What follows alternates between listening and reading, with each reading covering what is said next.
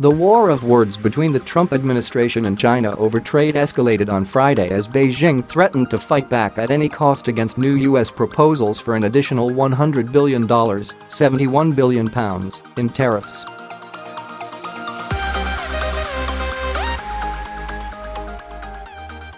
Chinese officials said on Friday they would definitely fight back firmly should the U.S. persist in using protectionism, in a warning issued hours after President Trump unexpectedly suggested imposing extra trade tariffs on goods shipped from China to the U.S., on top of the $50 billion worth of tariffs announced last month.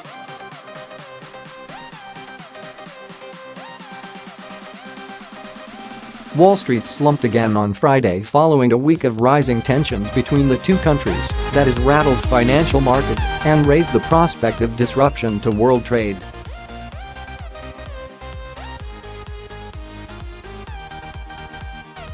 The Dow Jones Industrial Average was down by more than 400 points by lunchtime in New York as investors reacted to renewed hostilities and disappointing U.S. jobs figures.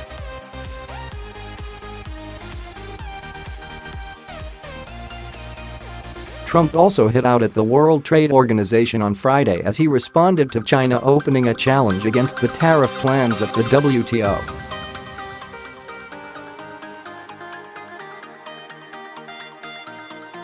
Trump tweeted on Friday that China gets tremendous perks and advantages at the World Trade Organization because it is considered a developing nation.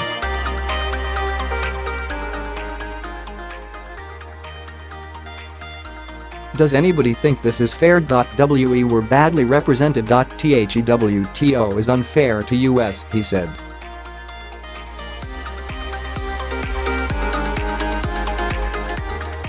Although hope remains for averting a full-blown trade war, analysts at Oxford Economics said failure to avoid a clash would trigger a pronounced slowdown for the world economy by knocking zero.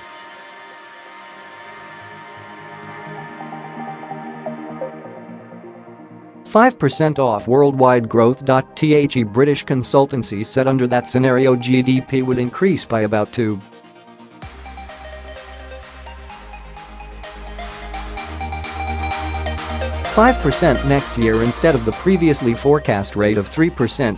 That would equate to as much as $617 billion being lost from world economic growth.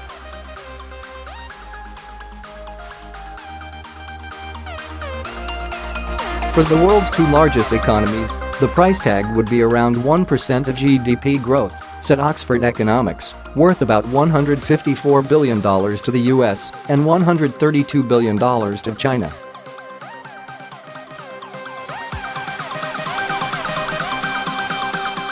Late on Thursday, Trump instructed the Office of the United States Trade Representative, the agency responsible for developing and recommending trade policy, to consider imposing an extra $100 billion of import tariffs on Chinese goods arriving in the U.S.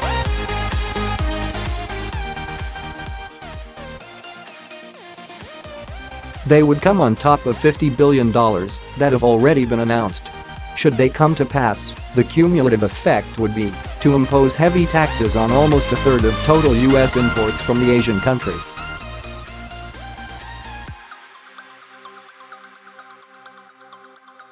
Meanwhile, if China was to put forward a like-for-like response, the price tag would be as much as zero.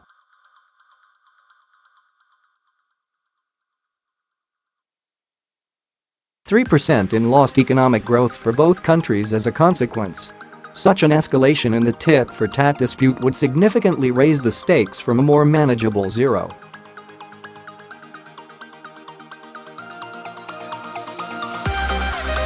%1 hit to GDP for both countries forecast by some economists. According to UBS, the initial list of tariffs put forward by the Trump White House on more than 1,300 goods would have a near negligible effect on U.S. inflation.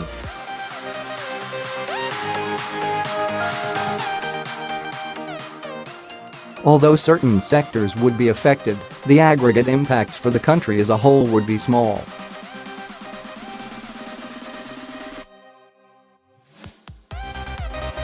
About a fifth of the goods on the $50 billion list, which ranges from televisions to guns and ammunition, have minimal trade values.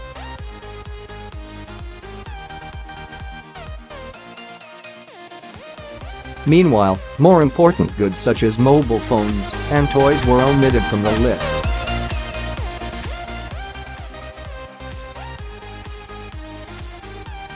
Both countries have so far shown no inclination of backing down, with each ratcheting up the pressure on the other to respond.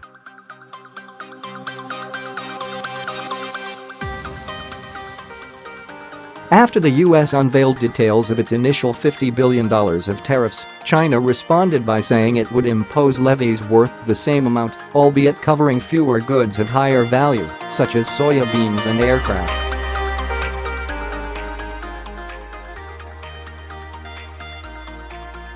Trump labeled the response from Beijing as an unfair retaliation at a time when the U.S. has had problems with China allegedly stealing the intellectual property of American companies looking to do business there.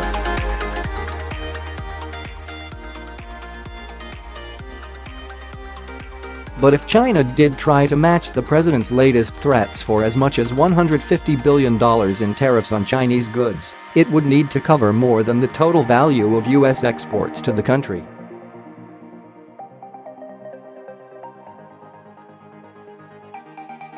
Other options could be for Beijing to halt the purchase of U.S. bonds or a move to disrupt supply chains essential for U.S. firms, according to analysts.